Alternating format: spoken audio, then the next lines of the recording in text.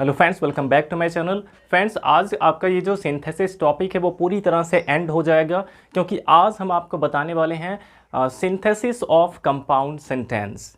इसमें हम compound sentence के जितने भी रूल्स हैं, ये सारे के सारे रूल्स इसी वीडियो में देखने वाले हैं। यानी एक ही वीडियो में आपको कंपाउंड सेंटेंस के सभी रूल्स बता दिए जाएंगे। तो चलिए हम देखते हैं सबसे पहले कि ये कंपाउंड सेंटेंस होता क्या है। जैसे आपको बताया गया सिंपल सेंटेंस के बारे में कि सिंपल सेंटेंस में एक फ्रेज और एक क्लॉज होता है, वो एक फ्रेज और क्लॉज का कॉम्बिनेशन होता है। वहीं कॉम्प्लेक्स सेंटेंस एक डिपेंडेंट क्लॉज और एक इंडिपेंडेंट क्लॉज का कॉम्बिनेशन होता है। वहीं अगर हम कंपाउंड सेंटेंस की बात करें तो कंपाउंड सेंटेंस में एक प्रिंसिपल क्लॉज होता है और एक कोऑर्डिनेटिंग क्लॉज होता है। यानी कि फ्रेंड्स, अगर देखा जाए तो इसमें जो दोनों क्लॉजेज होते हैं दोनों का अपना अपना कंप्लीट सेंस होता है, केवल ये एक कोऑर्डिनेटिंग कंजंक्शन से जुड़े रहते हैं। तो इसमें दोनों जो क्लॉजेज होते हैं दोनों अपने आप में इंडिपेंडेंट होते हैं। और फ्रेंड्स, कंपाउंड सेंटेंस को कंबाइन करने का केवल एक ही रूल होता है, कोऑर्डिनेटिंग कंजंक्शन का यूज़ करके। लेकिन जो कोऑर्डिनेटिंग कंजंक्शन होते हैं ये 4 टाइप के होते हैं, इसलिए इसमें 4 रूल हो जाते हैं। तो जो कोऑर्डिनेटिंग कंजंक्शन है उसमें पहला टाइप है, कोऑर्डिनेटिंग का जो पहला टाइप है वो है क्युमुलेटिव कंजंक्शन। क्युमुलेटिव कंजंक्शन का यूज़ करके। अब ये क्युमुलेटिव कंजंक्शन क्या होता है, इसको हम कह सकते हैं जोड़ बताने वाले संयोजक। जोड़ बताने वाले क्युमुलेटिव कंजंक्शन का यूज़ हम किस लिए करते हैं, जो जोड़ बताते हैं। जैसे मान लीजिए अगर इसमें 2 सब्जेक्ट रहते हैं तो दोनों सब्जेक्ट को जोड़ने के लिए इन कंजंक्शन का यूज़ कर सकते हैं। 2 वर्ब रहते हैं या फिर 2 ऑब्जेक्ट होते हैं। अगर ये सेंटेंस में 2 सब्जेक्ट, 2 वर्ब या फिर 2 ऑब्जेक्ट रहते हैं तो उनको जोड़ने के लिए हम जिस कंजंक्शन का यूज़ करते हैं वो कहलाते हैं क्युमुलेटिव कंजंक्शन। और इसमें 4 कंजंक्शन आते हैं। एक होता है एंड, और दूसरा होता है बोथ एंड, बोथ एंड। तीसरा है एज वेल एज, और चौथा है नॉट ओनली बट ऑल्सो। तो ये 4 कंजंक्शन इसमें आपको यूज़ करना है, and, both and, as well as और नॉट ओनली बट ऑल्सो। और फ्रेंड्स, आपको सिंपल सेंटेंस में भी एंड का यूज़ करना बताया गया था, लेकिन इसमें आपको ध्यान देना है कि इसमें 2 फाइनाइट वर्ब होंगे। 2 फाइनाइट वर्ब इसमें होंगे कंपाउंड सेंटेंस में, क्योंकि इसमें 2 क्लॉज होने चाहिए। तो देखते हैं कैसे इसको हम यूज़ कर सकते हैं सेंटेंस में। तो देखिए फ्रेंड्स, पहला एग्जाम्पल हमारा है कि he took my pen yesterday, यानी कि उसने कल मेरा पेन लिया था। ही रिटर्न्ड इट टुडे, और उसने उसे आज लौटाया। उसने कल मेरा पेन लिया था, उसने उसे आज लौटाया। तो इन दोनों को अगर हम कंबाइन करते हैं तो बीच में हम एंड का यूज़ कर सकते हैं कि he took my pen yesterday and returned it today. उसने कल मेरा पेन लिया था और आज उसे लौटा दिया। तो सबसे पहले हम क्या करेंगे, ये पहला पूरा सेंटेंस लिख सकते हैं कि he took my pen yesterday. अब केवल यहीं फुल स्टॉप की जगह पे आप केवल एंड का यूज़ कर सकते हैं, लेकिन देखिए दोनों का जब सब्जेक्ट सेम है तो यहाँ पे एंड के बाद दोबारा वही सब्जेक्ट लिखने की ज़रूरत नहीं है, सीधे हम दूसरा वर्ब यहाँ पे लिख सकते हैं, एंड रिटर्न्ड इट टुडे। तो ये सेंटेंस हमारा कंबाइन हो गया कि he took my pen yesterday and returned it today. तो चलिए अगला एग्जाम्पल इसका देखते हैं। He has gone to Agra, यानी कि वह आगरा गया है। He will stay there for 2 weeks, और वह वहाँ 2 हफ्ते रहेगा। वह आगरा गया है और वह वहाँ 2 हफ्ते रहेगा। वैसे इसमें और आ रहा है, यानी कि आप इसमें भी एंड का यूज कर सकते हैं। तो कैसे बनेगा ये, सबसे पहले he has gone to Agra. अब यहाँ फुल स्टॉप की जगह पे आप सीधे एंड का यूज कर सकते हैं, एंड। अब देखिए फ्रेंड्स, यहाँ तो हमें एंड के बाद तुरंत हमने यहाँ पे दूसरा वर्ब लिख दिया, लेकिन यहाँ पे हमें सब्जेक्ट लिखना पड़ेगा। भले ही दोनों का जो सब्जेक्ट है वो बिल्कुल सेम है, यहाँ भले ही दोनों का सब्जेक्ट सेम है, फिर भी यहाँ पे हमें सब्जेक्ट लिखना पड़ेगा। और क्यों लिखना पड़ेगा, क्योंकि इसमें जो दोनों सेंटेंसेज है ये अलग अलग टेंस में है। ये जो पहला सेंटेंस है प्रेजेंट परफेक्ट में है और दूसरा सेंटेंस फ्यूचर इंडेफिनिट का है। वहीं अगर पहले एग्जाम्पल को देखा जाए तो ये दोनों ही सेंटेंस हमारे पास्ट इंडेफिनिट टेंस के थे, इसलिए यहाँ पे हमने दूसरा सब्जेक्ट दोबारा यहाँ पे सब्जेक्ट नहीं लिखा है। लेकिन फ्रेंड्स, यहाँ पे हमें जो है ये दूसरा सब्जेक्ट लिखना पड़ेगा, क्योंकि इसके साथ हमें विल का भी यूज़ यहाँ पे करना है। तो क्या हो जाएगा, and he will stay there for 2 weeks। तो ये क्या हो जाएगा, he has gone to Agra, यानी कि वह आगरा गया है, and he will stay there for 2 weeks, और वह वहाँ 2 हफ्ते रहेगा। चलिए अब हम और भी एग्जांपल्स देख लेते हैं जिसमें both and as well as और नॉट ओनली बट ऑल्सो का यूज़ कर सकते हैं। तो देखिए फ्रेंड्स, अगला एग्जांपल हमारा है कि ही वॉज अब्सेंट यस्टरडे, यानी कि वह कल अब्सेंट था। His brother was also absent yesterday, यानी कि उसका भाई भी कल अब्सेंट था। अब यहाँ पे अब्सेंट होने का काम हो रहा है लेकिन 2 लोगों के द्वारा, एक तो वह और दूसरा है उसका भाई। तो इसमें 2 सब्जेक्ट आए हुए हैं और इन दोनों सब्जेक्ट को ज्वाइन करने के लिए हमें इसमें and, both and, as well as या फिर नॉट ओनली का use, not only but also का यूज़ करना होगा। तो चलिए अगर हम इसमें बोथ एंड का यूज़ करना चाहते हैं और इसमें सब्जेक्ट अलग अलग हैं, अगर सब्जेक्ट डिफरेंट हैं तो बोथ सबसे पहले आ जाएगा। सबसे पहले ही आपको यहाँ पे बोथ का यूज़ करना पड़ेगा। तो क्या हो जाएगा, बोथ ही, सबसे पहले बोथ का यूज़ करेंगे, फिर पहला सब्जेक्ट हो जाएगा ही, फिर एंड लगा के आप दूसरा सब्जेक्ट लिखेंगे his brother, both he and his brother. और इसके बाद देखिए यहाँ पे अब जब 2 लोग हो गए, जब ये एंड से ज्वाइन हो गया तो ये प्लूरल हो गया। तो यहाँ यानी कि यहाँ पे वॉज के जगह पे वर हो जाएगा, वर अब्सेंट। जब ये बोथ एंड से ज्वाइन होगा तो दोनों मिलकर प्लूरल हो जाएंगे, और जब प्लूरल हो जाएंगे तो यहाँ पे जो सिंगुलर वर्ब होगा उसको प्लूरल में चेंज करना पड़ेगा, यानी कि वॉज के जगह पे यहाँ पे वर हो जाएगा। तो both he and his brother were absent yesterday. इस तरीके से आप इसको कंबाइन करेंगे। वही अगर इसमें एज वेल एज का यूज़ करते हैं तब देखिए कैसे करेंगे। तो सबसे पहले आपको पहला सब्जेक्ट लिखना ही, और इसके बाद आप इसमें एज वेल एज का यूज़ कर सकते हैं, और इसके बाद दूसरा सब्जेक्ट लिखेंगे his brother, he as well as his brother. अब यहाँ पर देखिए फ्रेंड्स, आप ऐसा लग रहा है कि इसमें भी 2 सब्जेक्ट हो गए तो इसमें भी वर्ब होना चाहिए, वर्ब को प्लूरल करना पड़ेगा।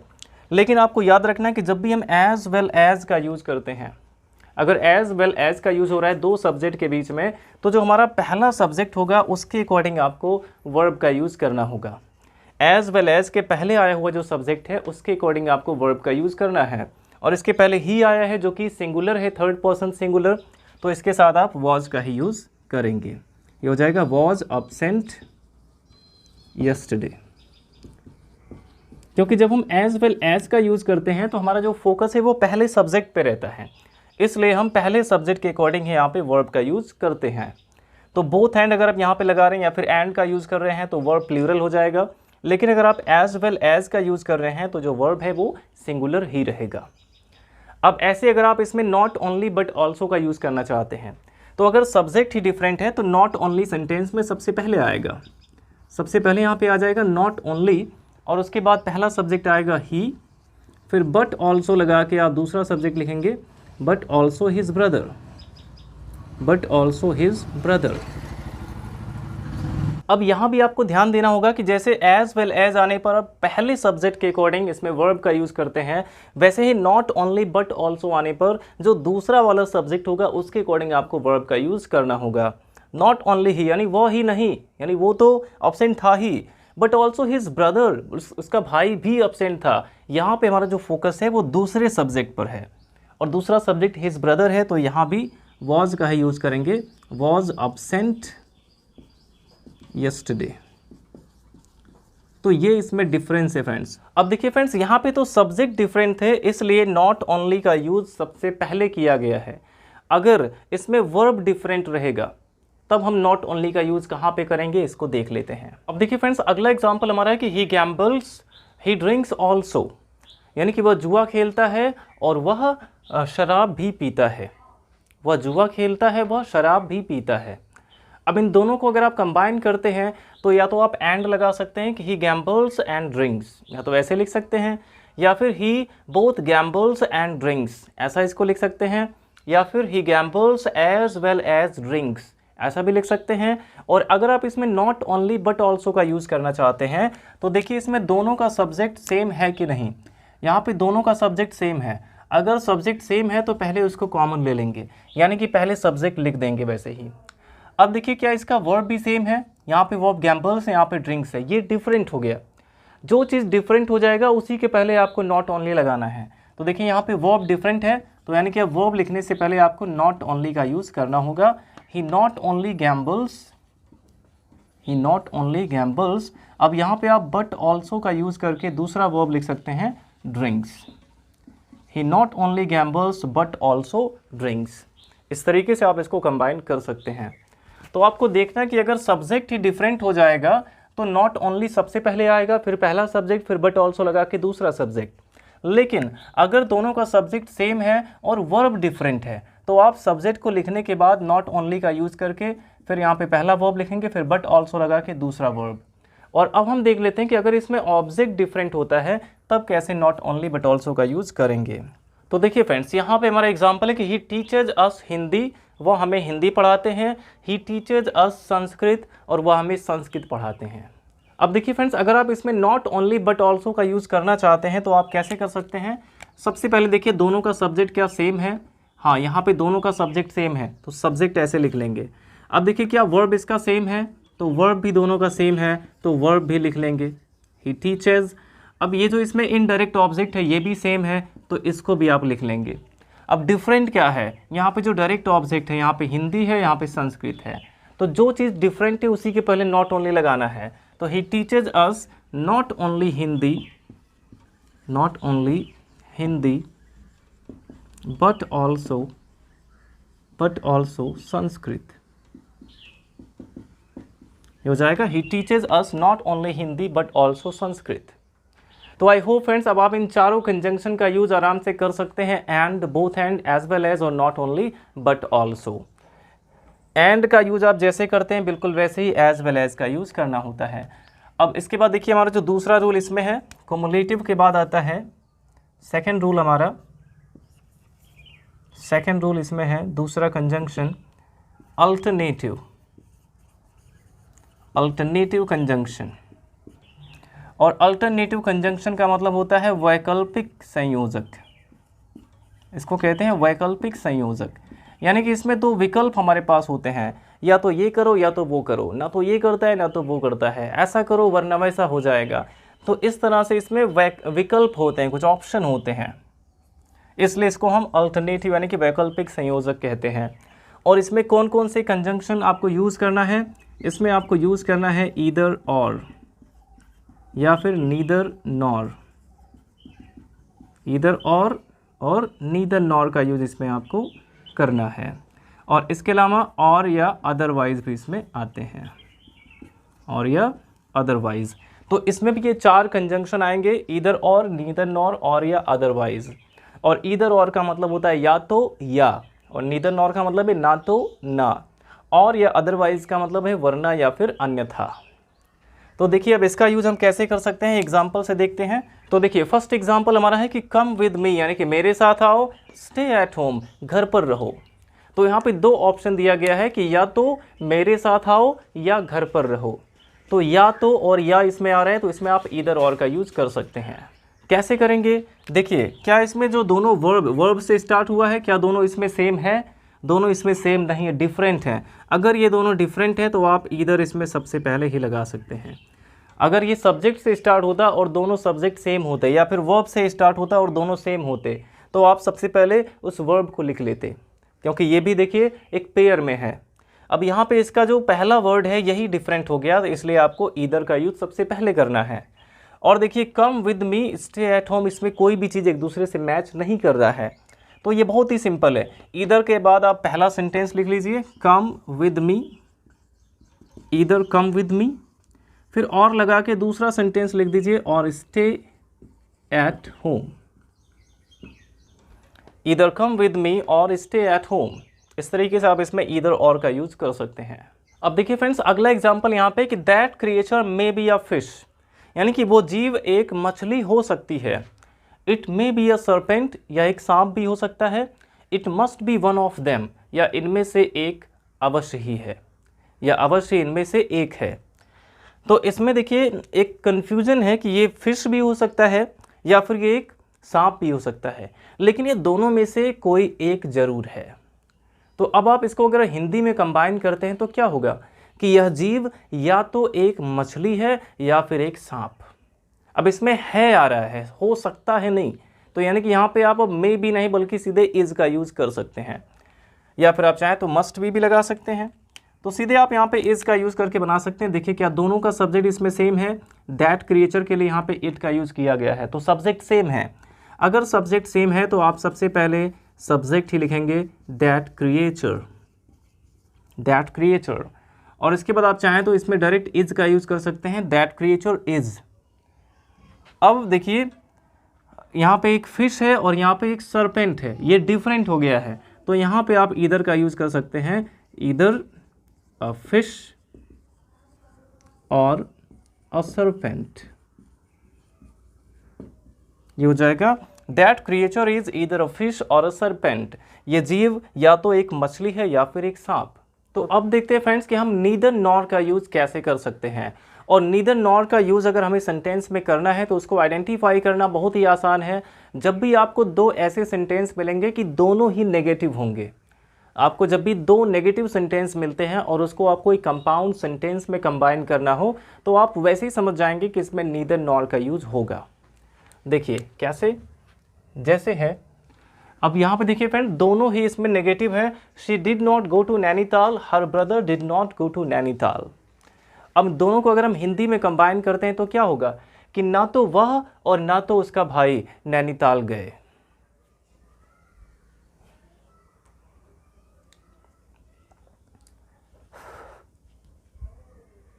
अब अगर हम इन दोनों सेंटेंसेस को हिंदी में कंबाइन करते हैं तो क्या होगा कि ना तो वह और ना उसका भाई नैनीताल गए। तो इसमें ना तो ना आ रहा है। अब नीदर नॉर का यूज़ आप कैसे करेंगे? सबसे पहले देखिए क्या दोनों का सब्जेक्ट सेम है, यहाँ पे शी है, यहाँ पे हर ब्रदर है, तो सब्जेक्ट ही डिफरेंट हो गया। अगर पहला ही वर्ड इसमें डिफरेंट हो जाएगा तो आपको नीदर का यूज़ सबसे पहले करना है। तो सबसे पहले नीदर आएगा, फिर पहला सब्जेक्ट लिखेंगे शी, फिर नॉर लिख के दूसरा सब्जेक्ट लिखेंगे हर ब्रदर। ये हो गया neither she nor her brother. अब इसके बाद देखिए जब आप नीदर नॉर का यूज़ कर देते हैं तो नॉट हट जाता है सेंटेंस में से, क्योंकि नीदर नॉर का मतलब ये होता है ना तो ना। तो जब नीदर नॉर आता है तो आपको नॉट हटाना पड़ेगा, और क्योंकि ये पास्ट इंडेफिनिट है तो जब नॉट को हटाएंगे तो डिड भी हट जाएगा, और जब डिड हटेगा तो जो मेन वर्ब है उसका सेकेंड फॉर्म लगेगा। ये सारी चीज़ें आपको इसमें ध्यान देना होगा, क्योंकि डिड नॉट इसमें आया है। अगर डिड नॉट होगा तो जो वर्ब है उसका सेकंड फॉर्म लिखेंगे, अगर डज नॉट यहाँ पे रहेगा तो उसको हटाएंगे, यहाँ पे एस ई एस वाला फॉर्म आएगा फिफ्थ फॉर्म, और अगर डू नॉट होगा तो सीधे फर्स्ट फॉर्म यहाँ पे लिख सकते हैं। अब क्योंकि ये पास्ट इंडेफिनिट है, जब नॉट हटाएंगे डिड भी हट जाएगा, और जब डिड हटाएंगे तो वर्ब की सेकेंड फॉर्म लगाएंगे, तो यहाँ पे क्या हो जाएगा, वेंट हो जाएगा, वेंट टू नैनीताल। इस तरीके से इसको कंबाइन करेंगे कि neither she nor her brother went to Nainital. वहीं देखिए अगर इसमें दोनों का जो वर्ब है वो डिफरेंट होगा तब उसको आप कैसे बना सकते हैं? जैसे है he does not drive a taxi, यानी कि वह टैक्सी नहीं चलाता है। He does not work in a pub, और वो पब में काम नहीं करता है। तो यहाँ पे देखिए दोनों ही नेगेटिव सेंटेंस हमें दिए गए हैं और इसको हमें कंबाइन करना है कंपाउंड सेंटेंस में। तो आप वैसे ही समझ जाएंगे कि यहाँ पे नीदर नॉर का यूज़ करना होगा। और नीदर नॉर का यूज़ करने के लिए आप देखेंगे सबसे पहले क्या दोनों का जो सब्जेक्ट है वो सेम है, तो यहाँ पे दोनों का सब्जेक्ट सेम है, और अगर दोनों का सब्जेक्ट सेम है तो पहले आप सब्जेक्ट लिख लेंगे। अब देखिए इसमें से नॉट तो हट जाएगा, और जब नॉट को हटाएंगे तो डज भी हट जाएगा, तो यानी अब क्या आना चाहिए, वर्ब आना चाहिए। क्या अब देखना होगा क्या इसमें दोनों का वर्ब सेम है? यहाँ पे वर्ब ड्राइव है और यहाँ पे वर्ब क्या है, वर्क है, यानी कि इसमें जो वर्ब है वो डिफरेंट है। तो यानी कि यहाँ पे आपको अब नीदर का यूज़ करना होगा। ये हो जाएगा ही नीदर ड्राइव्स अ टैक्सी। अब देखिए जब इसमें से नॉट हटाएंगे तो डज भी हट जाएगा, और जब डज हटेगा तो जो मेन वर्ब है उसमें एस ऐड करना पड़ेगा, तो हो जाएगा ही नीदर ड्राइव्स अ टैक्सी। फिर नॉर लगा के आप लिख सकते हैं nor works in a pub. यहाँ भी जब नॉट हटाएंगे डज हटेगा तो वर्ब में एस लगेगा, तो हो जाएगा nor works in a pub. ये हो गया he neither drives a taxi nor works in a pub. इस तरीके से आप नीदर नॉर का भी यूज़ इसमें कर सकते हैं। तो फ्रेंड्स अब हम देख लेते हैं कि आप और या फिर अदरवाइज का यूज़ कैसे करेंगे अल्टरनेटिव कंजंक्शन में। तो देखिए उसमें एक हिदायत दी गई होगी कि ऐसा करो अन्यथा वैसा हो जाएगा, वरना या फिर अन्यथा वाले सेंस में आपको और या अदरवाइज का यूज़ करना होगा। जैसे है मेक हेस्ट यानी जल्दी करो, you will miss the bus यानी कि तुम बस मिस कर सकते हो, मिस कर दोगे। तो जल्दी करो अन्यथा तुम बस मिस कर दोगे, यहाँ पे वरना या अन्यथा आ रहा है, तो बस आपको केवल फुल स्टॉप की जगह पे और या फिर अदरवाइज दोनों में से कोई एक यूज़ कर देना है। तो हो जाएगा मेक हेस्ट और you will miss the bus. तो इस तरीके से जहाँ पे वरना या अन्यथा वाला सेंस आएगा वहाँ पे आपको और या अदरवाइज का यूज़ कर देना है। अब जैसे देखिए दूसरा एग्जाम्पल है कि do not make a noise, यानी कि शोर मत करो, आई विल बीट यू, मैं तुम्हें पीटूंगा। शोर मत करो अन्यथा मैं तुम्हें पीटूंगा। अब यहाँ पे वरना या अन्यथा आ रहा है, तो इसमें भी आप और या अदरवाइज का यूज़ कर सकते हैं। तो क्या हो जाएगा, do not make a noise, do not make a noise, otherwise, या फिर और भी लगा सकते हैं और या otherwise I will beat you, I will beat you. इस तरीके से आप और या अदरवाइज का यूज़ कर सकते हैं। और फ्रेंड्स क्यूमुलेटिव कंजंक्शन में ही जो एंड का यूज़ होता है, एक और इसमें रूल होता है इम्पेरेटिव मूड का नियम। ये रूल आपको मैंने नहीं बताया था, तो चलिए एक एग्जांपल उसका भी देख लेते हैं कि आप एंड का यूज़ इम्पेरेटिव मूड में कैसे करते हैं। अब इसके जो एग्जांपल्स आपको मिलेंगे इम्पेरेटिव मूड के, वो देखने में ऐसे लगेंगे जैसे आप कॉम्प्लेक्स में इफ़ का यूज़ करते हैं, जैसे उसमें कंडीशन होता है। जैसे स्पीक द ट्रूथ, यानी कि सच बोलो, you will be respected by all, यानी कि सब लोग तुम्हारा रिस्पेक्ट करेंगे। अब अगर देखा जाए अगर इसको कॉम्प्लेक्स बनाना होता तो सीधे हम इसमें इफ़ का यूज़ कर देते कि if you speak the truth, यदि तुम सच बोलोगे, you will be respected by all. लेकिन इसको आपको कंपाउंड बनाना है। जब इस टाइप के सेंटेंस आपको मिले और आपको कंपाउंड बनाना हो तो आपको समझ जाना है कि वहाँ पे इम्पेरेटिव मूड का नियम लगेगा, यानी कि उसमें आपको एंड का यूज़ करना है। और इसमें क्योंकि पहला जो सेंटेंस होता है वो इम्पेरेटिव होता है, इसीलिए इसको इम्पेरेटिव मूड का नियम कहा जाता है। तो आप कैसे इसको बनाएंगे, ये हो जाएगा speak the truth, speak the truth, फिर एंड लगा के लिख सकते हैं and you will be respected by all. तो आई होप आप ये भी समझ गए होंगे कि कैसे आप एंड का यूज़ कर सकते हैं इम्पेरेटिव मूड में। अब फ्रेंड चलिए हम देख लेते हैं हमारा जो अगला रूल है, इसका तीसरा टाइप जो होता है कोऑर्डिनेटिंग कंजंक्शन का, जो कि है एडवर्सेटिव कंजंक्शन। एडवर्सेटिव कंजंक्शन, जिसको हम क्या कहते हैं, विरोध सूचक कहते हैं हिंदी में, विरोध सूचक। और इसमें आपको कौन कौन से कंजंक्शन यूज़ करना है, अल्टरनेटिव एडवर्सेटिव। एडवर्सेटिव कंजंक्शन में आप यूज़ कर सकते हैं बट, येट, स्टिल, हाउएवर। जितने भी दोनों सेंटेंस के एकदम बीचों बीच यूज़ किए जाते हैं वही कंजंक्शन यहाँ पे आएंगे, बट, येट, स्टिल, हाउएवर, या फिर आप इसमें वाइल और वेयरएज का भी यूज़ कर सकते हैं। तो इतने कंजंक्शन इसमें आएंगे एडवर्सेटिव कंजंक्शन में, but, yet, still, however, while, whereas. और जिसमें से इन सभी का लगभग आप मतलब जानते होंगे कि किसके लिए कौन सा कंजंक्शन यूज़ होता है। बट का मतलब लेकिन है, येट और स्टिल, हाउएवर तीनों का मतलब फिर भी है, वाइल का मतलब जबकि है, और वेयरएज का मतलब होता है वहीं दूसरी ओर। तो चलिए अब एग्जाम्पल से हम इसको यूज़ करना देखते हैं कैसे यूज़ कर सकते हैं। फर्स्ट एग्जाम्पल हमारा है, he is intelligent, he is not proud. यह ही इज़ इंटेलिजेंट यानी कि वो बुद्धिमान है, ही इज़ नॉट प्राउड लेकिन वह घमंडी नहीं है। वह बुद्धिमान है लेकिन घमंडी नहीं है। वैसे इसमें लेकिन आ गया कि वह बुद्धिमान है लेकिन घमंडी नहीं है। तो यहाँ पे आप कैसे कंबाइन कर सकते हैं, सबसे पहले he is intelligent, he is intelligent but he is not proud. इस तरीके से आप इसको बना सकते हैं, he is intelligent but he is not proud. वो बुद्धिमान है लेकिन वो घमंडी नहीं है। अब देखते हैं अगला एग्जाम्पल इसका, जैसे है, अब आप चाहें तो इसमें स्टिल या फिर हाउएवर या फिर येट इसका भी यूज़ कर सकते हैं। वह बुद्धिमान है फिर भी घमंडी नहीं है, यानी कि he is intelligent still he is not proud, he is intelligent yet he is not proud. इस तरह से आप लिख सकते हैं, लेकिन इसमें बट ज़्यादा सूट कर रहा है। तो चलिए और एग्जाम्पल इसके देख लेते हैं, जैसे she was ill, she was working in the office. तो यहाँ पे आया कि शी वॉज इल यानी कि वह बीमार थी, she was working in the office, वह ऑफिस में काम कर रही थी। यानी कि वह बीमार थी फिर भी ऑफिस में काम कर रही थी। तो यहाँ पे फिर भी आ रहा है, तो इसके लिए आप स्टिल, येट या फिर हाउएवर तीनों में से कोई भी लगा सकते हैं। तो हो जाएगा she was ill, still she was working in the office. तो इस तरीके जब कंट्रास्ट शो होता है, इसमें दोनों जो सेंटेंसेस होंगे एक दूसरे के विपरीत होंगे, तो वहाँ पे आप but, yet, still, however, while, whereas इनमें से कोई यूज़ कर सकते हैं। अब जहाँ पे जो सूट करेगा उसके अकॉर्डिंग आपको उसका यूज़ करना होगा। कहीं पे फिर भी वाला सेंस आ रहा है, अगर वहाँ पे फिर भी वाला सेंस आ रहा है तो आप येट का यूज़ कर सकते हैं, स्टिल का यूज़ कर सकते हैं या फिर हाउएवर का यूज़ कर सकते हैं। तीनों में से कोई भी यूज़ कर सकते हैं। अगर लेकिन आ रहा है तो वहाँ पे बट का यूज़ कर सकते हैं। और अगर जबकि आ रहा है, जबकि, या फिर अगर दोनों जो सेंटेंसेस हमें दिए गए हैं उसमें एक दूसरे के अपोजिट वर्ड यूज़ किए गए हैं, जैसे एक में रहे गुड बॉयज़, दूसरे में रहे बैड बॉयज़, एक में रहे ऑनेस्ट और एक में रहे डिसऑनेस्ट, जब अपोजिट वर्ड वहाँ पे आपको मिलेंगे तब आपको समझ जाना है कि उसमें व्हाइल या फिर वेयरएज का यूज़ करना है। तो चलिए इसका भी एग्जाम्पल हम एक देख लेते हैं। देखिए एग्जाम्पल हमारा है कि the brave face the challenges, यानी कि बहादुर लोग चुनौतियों का सामना करते हैं।